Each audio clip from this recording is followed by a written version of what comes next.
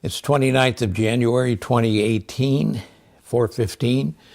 This is an interview for Route 66. My name is Jerry Benner. I'll be doing the interviewing, and you are? Ginger Smith Gallagher, but I married in June to Wes Karna, who was the general manager at Red Cedar. So I have another name, Karna.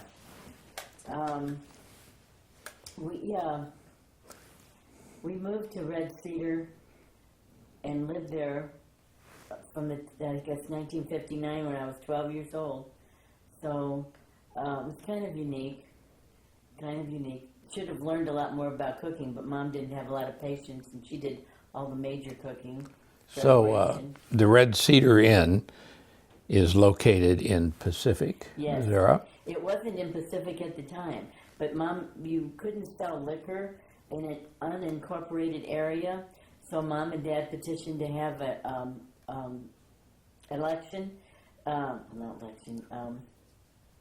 to see if Right. they could have extend the boundaries of. So there's a little area that comes out around Red Cedar, and so we're now in the city of Pacific, and then they could sell alcohol with a license.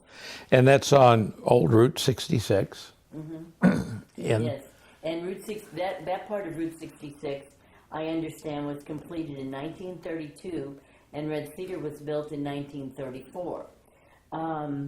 I met a man from Eureka, Amy Wallach, who was a friend of my grandfather's. My grandfather died before I was born, so I didn't get any information from him. But Amy Wallach told me that he visited my grandfather at another tavern he had on the St. Louis Rock Road between Washington and Highway 44. And Grandpa had a 200-acre farm and this little bitty tavern on this St. Louis Rock Road. And he said to Amy, he said, I have all these trees, and I want to do something. I want to build something with this. Here's the plans for a building. And he had a sawmill. Amy Wallach had a sawmill. Could you do a better job than give me a better price? And he said, no, that would be fine. And I have no idea whatever happened to the plans. I never, ever heard anything about plans after that. So the logs were cut from that 200-acre farm and brought down to the location where Red Cedar is now. My aunt told me that there were two locations chosen for Red Cedar, and the other one was where the KOA campground is in Allenton, which is probably, I think, Eureka now. And I asked her why it wasn't built there. That would have been a great spot now. And she said she thinks because of the creek flooding, that's why they didn't choose it. And it's really kind of neat because we've been cut off at Red Cedar with water going over the road at different places, but it has never gotten into Red Cedar. The water has never came up the creek and came up close to the back porch, but never has gotten in Red Cedar. Well, it's kind of up a little bit, yeah, because Pacific has flooding. Mm-hmm. This last year, it had some major flooding. Well, it wasn't so bad until the towns downstream built their levees. Yeah. But we didn't have the two floods in Pacific until, was it, I think 82 maybe, or 83. Now it floods. We have a 100-year flood every other year now. Yeah. Well, it's 100 years, yeah. So it was built in 34, right. And that was built by your grandfather. No, well, my grandfather had it built.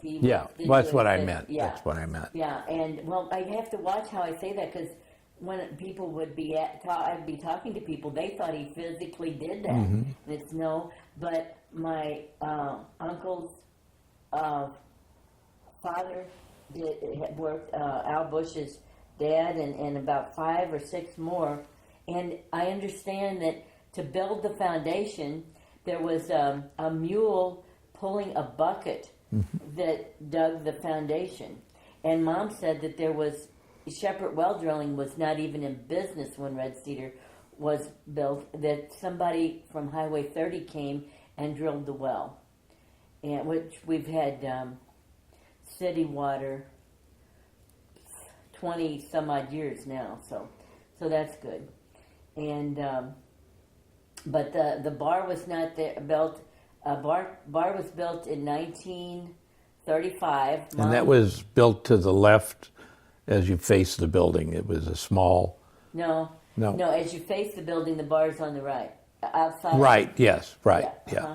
And Mom said she started work there in 1935, the first woman to work there, and she remembers them moving the bar into the room that was built for the bar on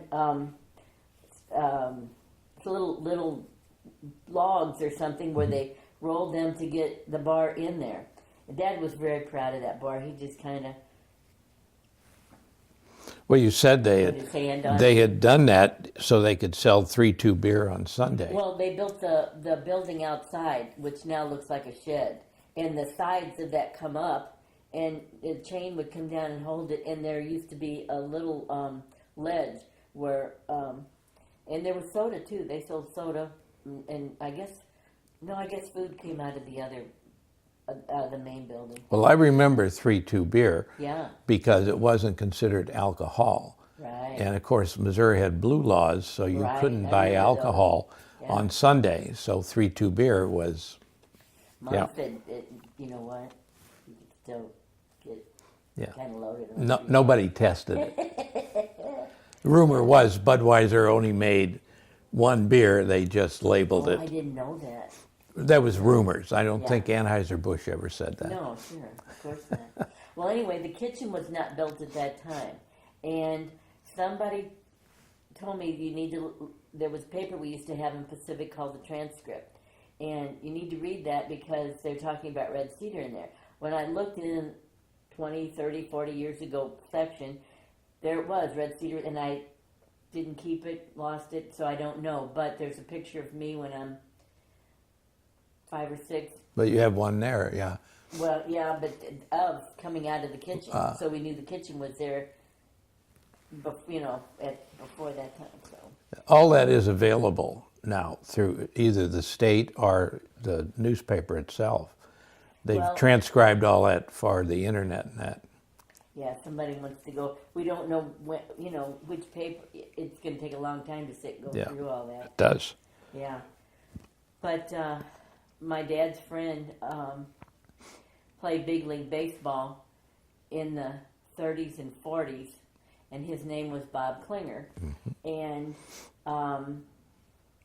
it's a lot of his friends. He brought a lot of his friends to Red Cedar, and Mom said that there's a man in here.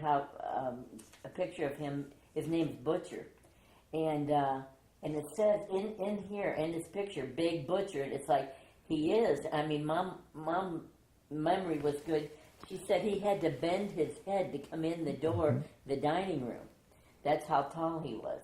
It said Enos or Red Shandy's and Dizzy Dean. And Martin Walker Cooper and I think all those guys at that time, he brought them out and they had a good time. Yeah, of course, I didn't ask Dad about all the guys, but Mom told me a little bit about it, so they partied hardy. I'm sure they did. Well, Bob Klinger one time was out with Dizzy Dean, and they were out all night, and back then you wore suits, business suits, and they were so late, they came in, I shouldn't be talking about that. Yes, you should.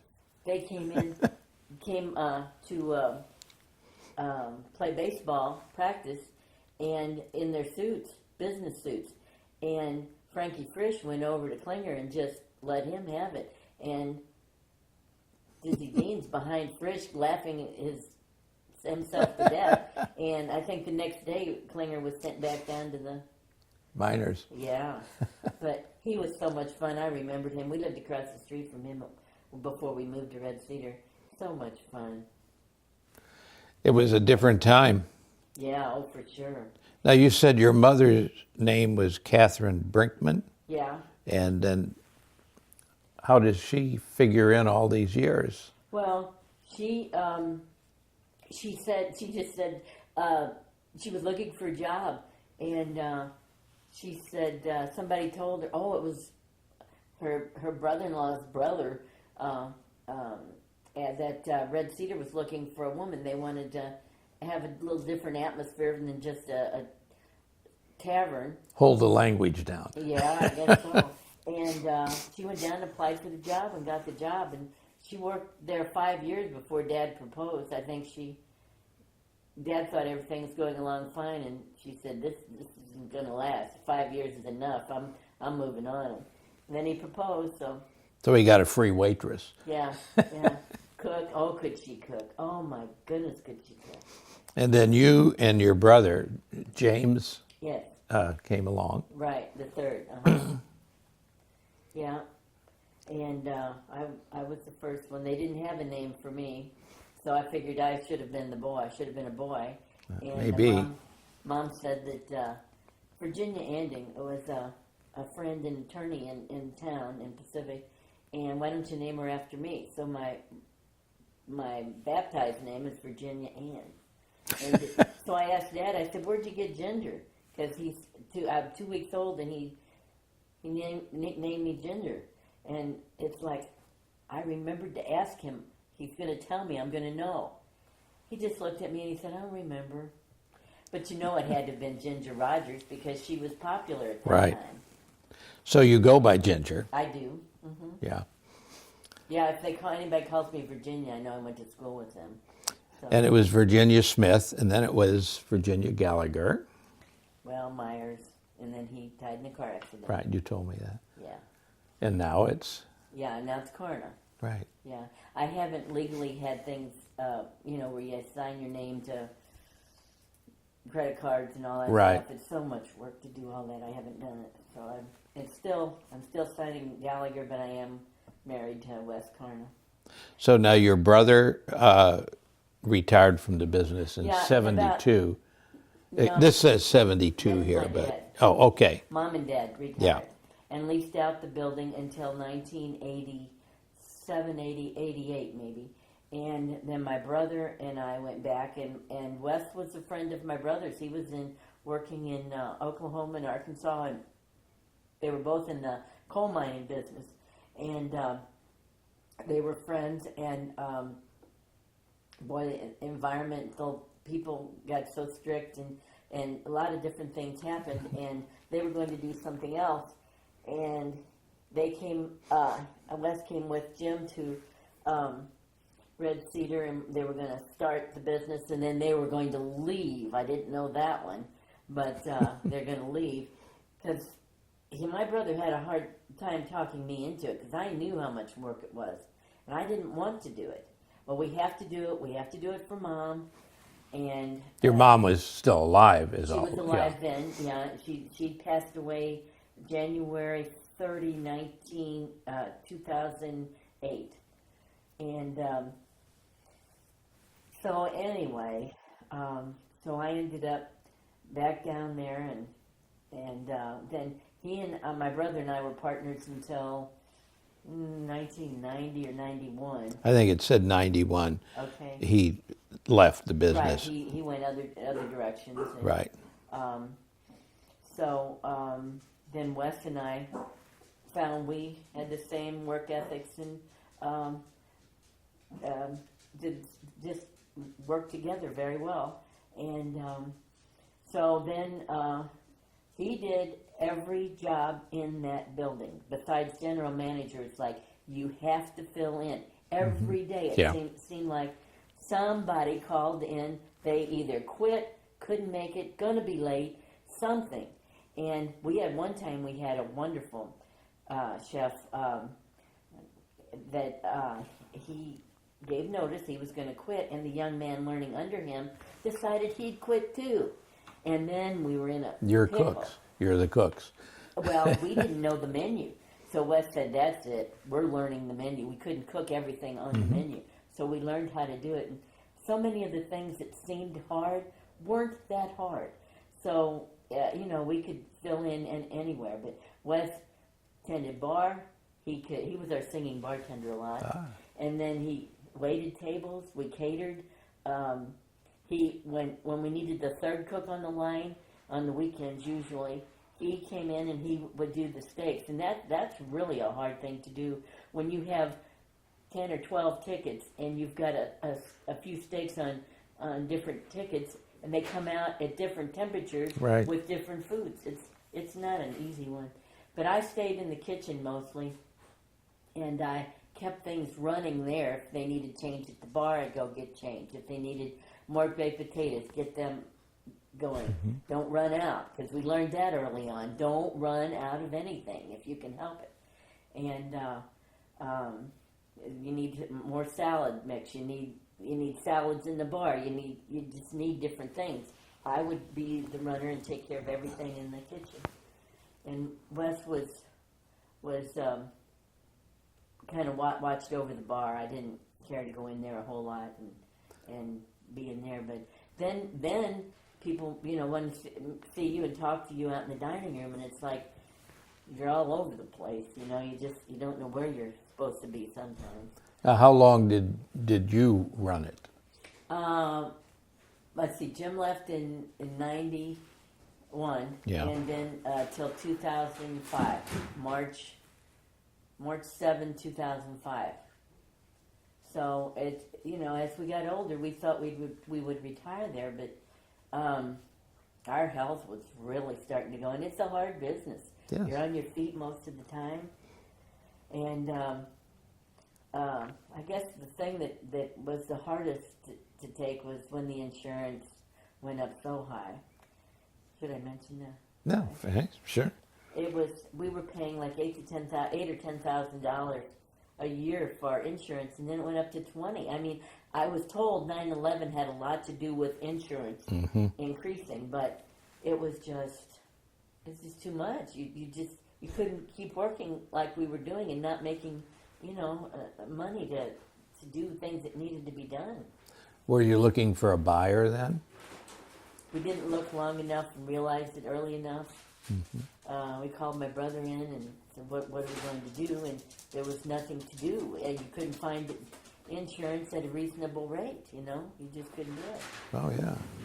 So and then my brother, who sells real estate, at that time he was selling real estate, he was trying to sell it, and for whatever reasons, different people wanted to do different things, and we probably should have done a few other things differently too. But, There's always a lot of shoulda, couldas, and yeah. But right now, you may know that the city has bought City of Pacific did, yeah. We're going to have a visitor center and a museum. Yeah, well, that would be nice. I think the significance is the building was built about the same time as the highway. Because it was built, Dad said, I heard Dad say this Yeah. one, it was built because of new Route 66 Right. going in. So it's really iconic. It was there the entire time Yeah. that the road was open. Roadhouse. That's what it was. Mom says, it's not a roadhouse. And it's like, what's the big deal? She didn't like that. Bar, it's Oh. yeah. What's the big deal? Honky tonk, yeah. Yes. Oh, you know what? In one of the pictures I found, it says it wasn't called Red Cedar Inn. It was called Smith Brothers Red Cedar Tavern. Oh, really? Yes. And I said, when I saw that, I said, because I made some collages to put on the walls, So I found that picture going through, when I went through them. And I said to Mom, when did this change? Oh, she said, she called all her friends the kids, but I don't think they were that young. Maybe in their 20s by then, I guess. And we were sitting around thinking of names, and somebody threw out the name Inn, and so it became Red Cedar Inn instead of Smith Brothers Red Cedar Tavern. Mom Right. didn't like that name. The Tavern. Yeah. So Mom was a little bit more involved by that time. Of course, traditionally, a tavern was where people stopped and ate and drank. Yeah. Yeah. But it changed in the 30s and all that. Yeah. Yeah. You have some material over there that you were going to tell some stories about. I can hold the pictures if you want. Okay. Well, this one here is Mom and Dad before they were married, and it's kind of neat. You know, they've got Ozark novelties and things we didn't do later. But the bar, I heard different people talk about. It had to have been a bar made for standing because it's very uncomfortable to sit. So then Mom and Dad had a armrest, a covered armrest put on, and which is to this day. And I remember I was in grade school when they had that built. But it was very uncomfortable. You couldn't sit there because you're like this, you know. So they thought it was a standing bar. Bottled beer, 15 cents. Yeah. Yeah, that's a nice picture. We're in about 5 different documentaries, and one gal came by twice, and that one's been on Channel 9, and that was, Mom and I are in that one, and Mom was going to tell some stories on people that were there that kind of thought they were coming out in the country and people wouldn't know them, and I had to try to keep Mom not to say, you know, don't say that, Mom, you can't talk about that. So she didn't, but she really wanted to. But I think the one that was, one day we had a man come by and ask if they could talk to somebody and they wanted to film it, do a documentary. And he was going to bring people from Japan in. And I said, well, sure, you can do that, but I'm busy, so you know, come late. So they came in when we weren't busy, and he was the only one that spoke English, and he wasn't in front of me, he was to the left, and they keep telling me to look at the camera, and that man's over on the other side. But I asked him, I said, how do you speak Japanese? He said, my parents were missionaries. So he was raised there in Japan. And it was, I mean, these people, they look like, and I had been watching movies about World War II, and it's like, these people really look like those people in the movie. But you know, they never, almost everything we were in or written about, there are 2 that I remember for sure, did not ever let us know that they completed the project and that made the movie. And that was one of them. So I don't have any idea. Well, Route 66 is big with Japanese. Very big, especially in recent years. So I'm sure they made it, but it was probably all in Japanese. It wouldn't have. Yeah, I wonder what it sounded like in Japanese, huh? Wouldn't have made much sense to, I guess, send it to you. Well, I don't know. And the other one was when the Volkswagen people came by, and they didn't drive these cars, these new Volkswagens. They came in a great, what do you call it, transport truck, enclosed truck. And they took pictures of 12 different places along Route 66, and we had a great time. The photographer was from Germany, but the man who drove the truck was from the United States, and we had supper, and it was just... It's a good picture. It's really good picture. But you know, it was the only one... I said, why are you taking this in the rain? Do you want to take it in the rain? And they said, yes, everything else was sunshine, and they wanted something different. And but it looks nice. I mean, puts Missouri in a good light. It rains here, nowhere else. Yeah. But so it was fun. But here's how I found out about that one. There were 2 young men traveling, and when people came in, they wanted to talk to me. Of course. Which I enjoyed. I enjoyed talking and meeting people. And I read one time Barbara Walters said she likes people and she likes to talk to people. Well, I do too. Well, that's why they come. That's why they're eating there. Yeah. The fact the food is very good is also good, but... Yeah. Well, so these 2 young men, I was talking to them, and one said, I want to do something for you. What can I do for you? I said, I don't know what you could do, but I said, the only thing I'd really like to know if they ever made this calendar. Volkswagen ever made this calendar. Would you believe maybe a month or so later, it came in the mail to me. He contacted Volkswagen, and what they did was they had this calendar made for their customers and their friends. And he got one and sent it. I guess he got it and sent it to me. I think so, yeah. That's how it went. I think about it. But so I got the calendar. And then one day, somebody came by and interviewed us for BMW magazine. And they sent that to us in the mail. They sent us a copy in English. Mm-hmm. And one day there's a table with a mom and dad and two boys, two young men. They were maybe teenagers. And the mom and dad couldn't speak English, but the boys could speak English. And they had the same magazine in German, and they showed me. Yeah. Here I was, right here, and it's like, that was pretty neat. We had a great time that day, too. It's big with Germans also. Yeah. They sometimes send their motorcycles over mm-hmm. and ride their motorcycles along Route 66. Yeah. One time we had we opened on a Saturday, I guess, during the day. There was about 8 or 10. I've got pictures of them too mm-hmm. somewhere. And they came and they had a lot of these people traveling took pictures. A few had a soda or had something to drink. Not that many stopped and ate. They just wanted pictures usually. Well, these people, they had something to drink. Then they went and got a motel.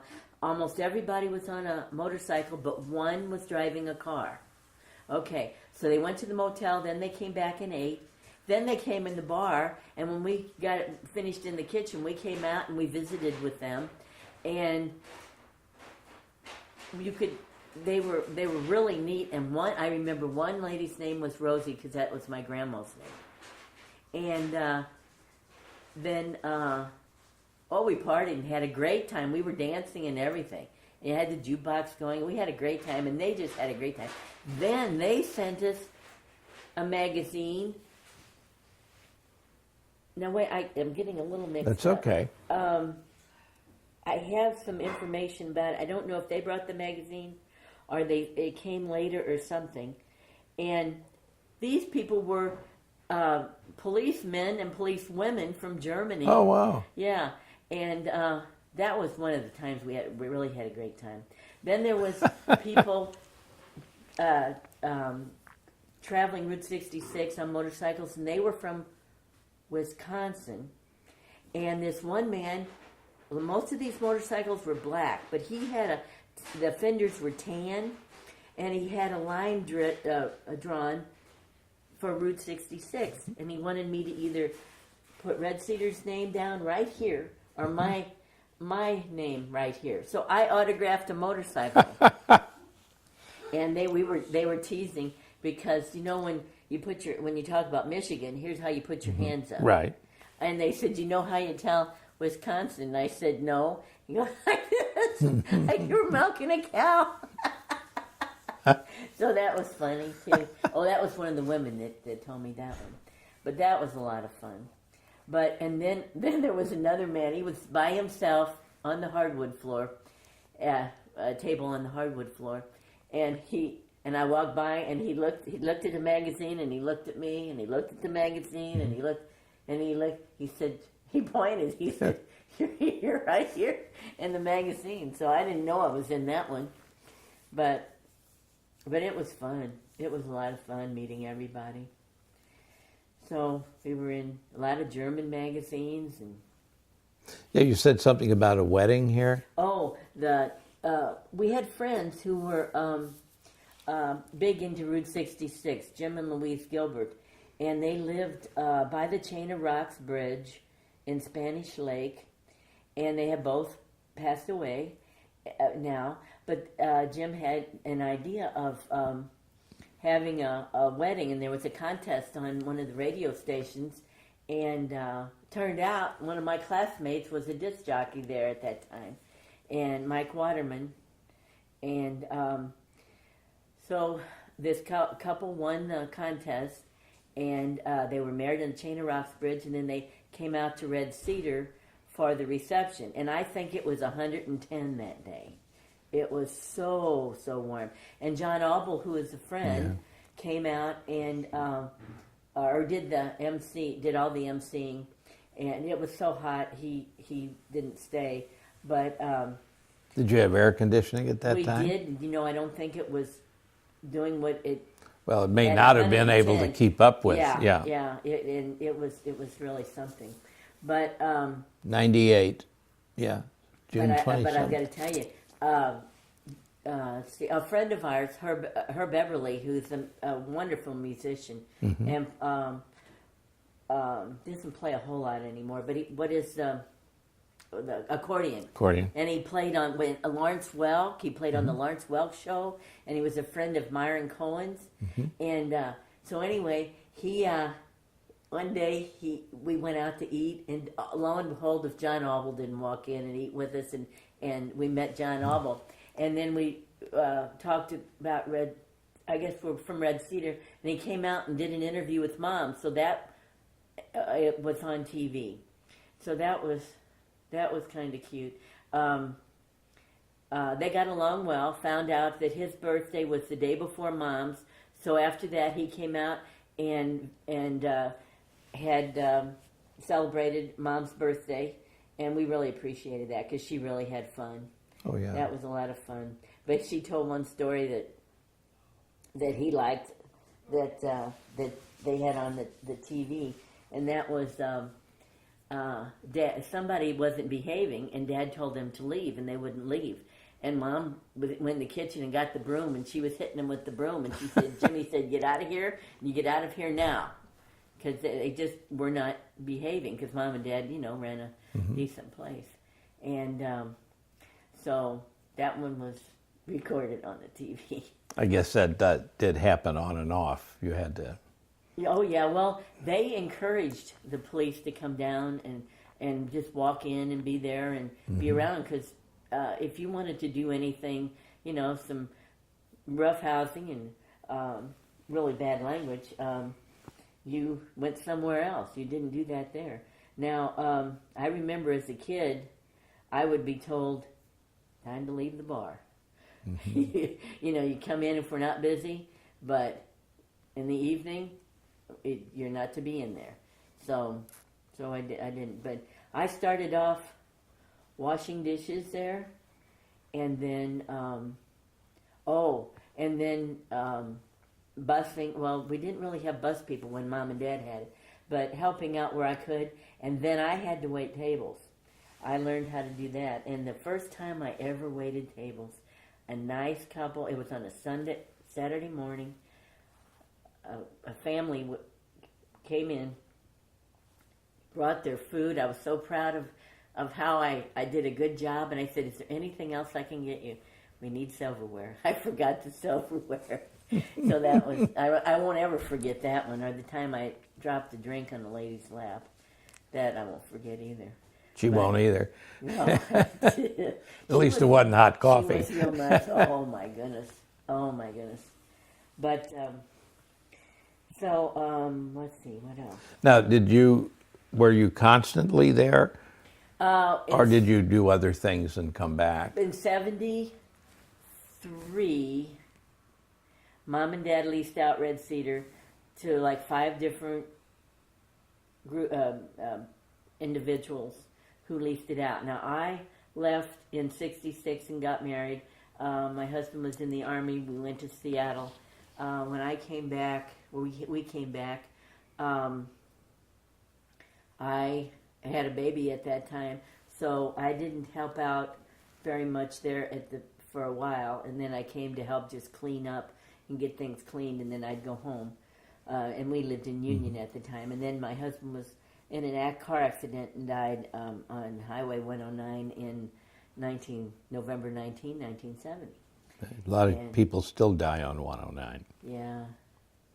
You have to respect that. But at the time, they were, the lanes were like maybe 4 inches difference, and the sides, there was no, the drop Right. off was bad, and also they hadn't painted any stripes or Lines. anything yet, and it was raining. It was a bad night, really bad night. But that changed a lot of things there. So I have a son, Rob, who was born in 1966 in Seattle. His name is Rob Myers, and then I married Michael's dad in 1977, and then we divorced, and I have a son from that marriage, Michael Gallagher, who now owns Red Cedar and has his business in there, which is Gallagher Mechanical, Heating and Cooling, and he also builds homes, and he did have a snow plowing and salting business in the wintertime, and thank heavens he's sold that, and he doesn't do that anymore. He's getting old enough. So he's going to have to move his business. Yes. Yeah.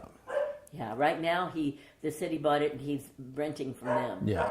Yeah, and Well, that's exciting to see that it'll be a museum. I'm very happy, very happy. Somebody could have bought it and just torn it down.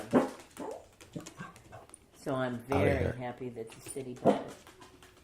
I have chairs, original chairs. I have, I found the other day, would you believe, a curtain that Mom had saved? You know, Mom lived during the Depression, and if you had something you could use, you saved it.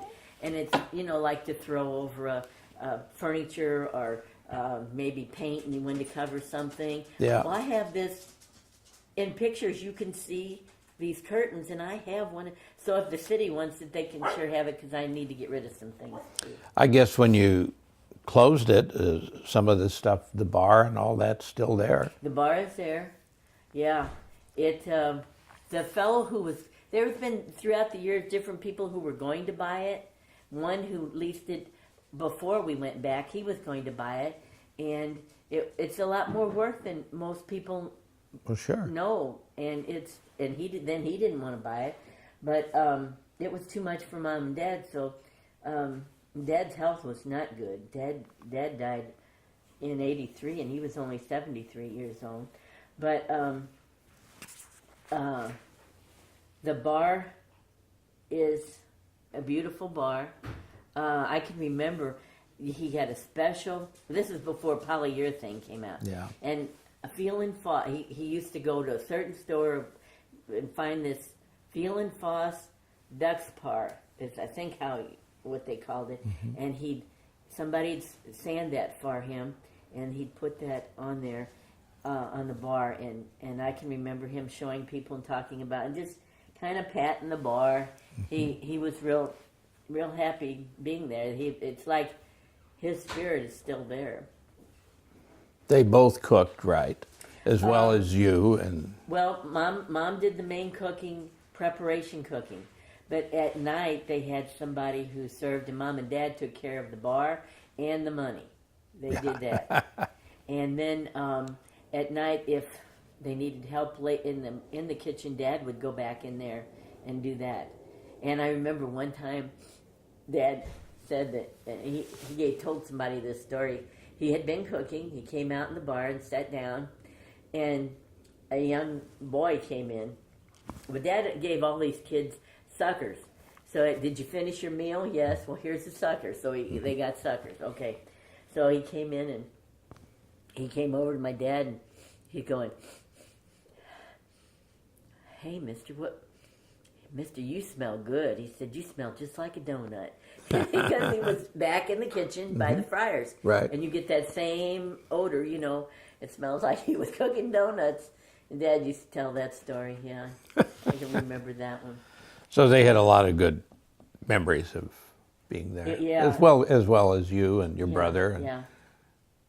Yeah. Yeah, it was a lot of memories. Yeah, I met Rob's dad there. Mom met her husband, my dad, there. And we could go on and on and on about how many people that worked for us and met their spouses there. I mean, we have young young people who worked for us that married each other, you know. And I have a lot of people come to me and say, "Don't you remember me? I worked for you." And it's like, well, you grew up, and my memory's getting bad, so you're going to have to talk a little bit and tell me about it. And even the people in our subdivision, it's like, "I worked for you." "Did you really? What'd you do?" "That's okay. That's okay." And then one girl told my son, he sold her a house. She said, "Your mom said she'd promised to show me how to make the brownies. So, Mom, you've got to show her how to make them. And I want you to have a pan of brownies in the house when they get their keys and move in." So I did. I had some brownies there. That's really good. Well, it's been really good talking with you. Thank you. As I said, the Red Cedar Inn it's been there the entire time as the road. It's a classic. And I'm very happy that it's not going away, Yes, like many things on the road. I am too. So thank you very much. Thank you.